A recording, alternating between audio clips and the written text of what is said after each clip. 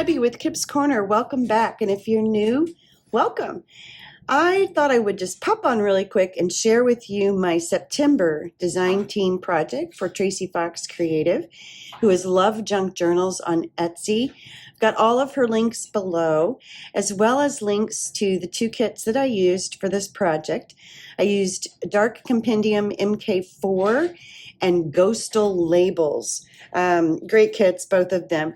I tell you, I don't normally do holiday related, and actually Halloween is probably my least favorite holiday out of all of them. But I saw MK4 and the Ghostal labels were just adorable, and I wanted to do something fun. I had this tag left over from a project I did last year. This is the small, oversized chipboard tag from Tim Holtz. And so I thought I'd just make a fun little piece with it in honor of Halloween. So following me showing this to you here, I'll just put together a quick little, I didn't record everything, but I did record a few of the steps. And so I'll just fast forward that and just show you kind of what I did. But basically the top part of the tag here is a background paper from the kit.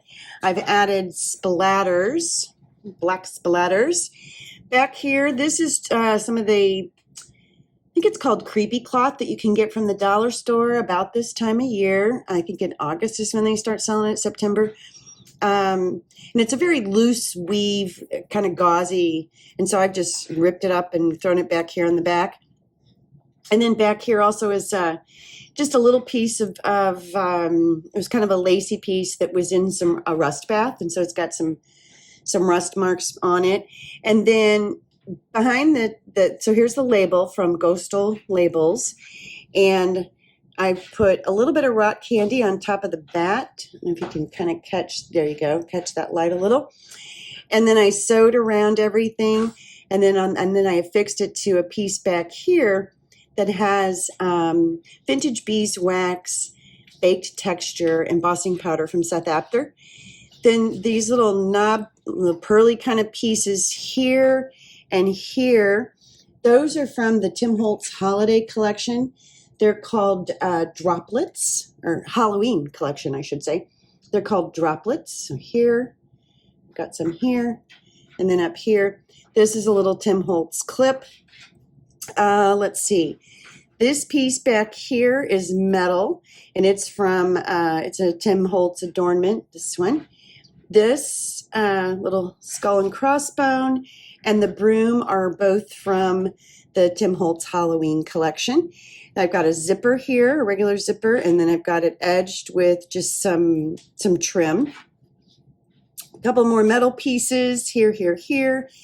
And then in the very back here and here are chipboard pieces, and then this was also a chipboard piece. So I just played a little bit, pulled it together. The top is just a piece of lace, a couple pieces of lace, some old, some muslin that was in a, grungy, and some black sari, little piece of suede string here, kind of tying it all together.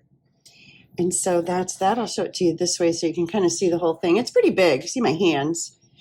It's pretty big little wall hanging, I suppose, for the holiday. And then on the back, I took another piece from Tracie's, from MK, Dark Compendium MK4, and I put that added that on the back, put some inking around it, and I just thought that was a nice finish to the piece. And so here it is, my big little Halloween tag. It was a lot of fun. Following this, like I said, I will show you just some fast forward of putting it together. Bottom line is, in the back here, there's some texture. So I put the zipper on, put the background paper on, put black gesso around everything, from the edge of the zipper down, including, the zipper as well. I put some texture paste back here in the background, and then I just started playing with pieces and gluing them on top. Once I had the primary pieces down, I went over them with, I went over everything with black gesso. So I completely covered everything with black gesso. And then I used Metallique Bronze Age wax, gilding wax, wax paste on top of all the pieces to highlight it. And then once that was done, I came back in and added the pieces where I really didn't do much to them, the broom and the little vial down here, which, oh, by the way, also has a label on it, if you can see, from Ghostal Labels that says deadly handling. So, yeah. And then I played with this piece and just put that together and glued it down and then put some black splatters on the top. And that was it. So fairly simple project, but it was a lot of fun. And here it is. Oh, and you see a little bit, I see the hints of purple there. I originally started dry brushing on top of the black gesso with a purple metallic paint, acrylic paint, but it was too heavy. It was too much purple. And so I went back over everything. Again, more dry brushing with the black gesso, but I intentionally left some of those little purplish areas. And so that's why you have those hints of purple down in there. So I kind of really like the way that turned out. Very subtle, but yet they're there. You can kind of see them in a few spots. So fun project. It didn't, really didn't take too long. Lots of layers, lots of time waiting for glue to dry and things like that. But here it is. I think I'm going to call her Bewitched. It's sort of the witch's dress. This is the witch's dress. So yeah, and she's a second-class vamp. So stay tuned for just a few quick glimpses at the background and the making of this. And otherwise, thank you so much for joining me. I am between journals, but I am getting ready to start on, actually, I think a couple of them. I have some ideas in my head, so I'll be back. Bye.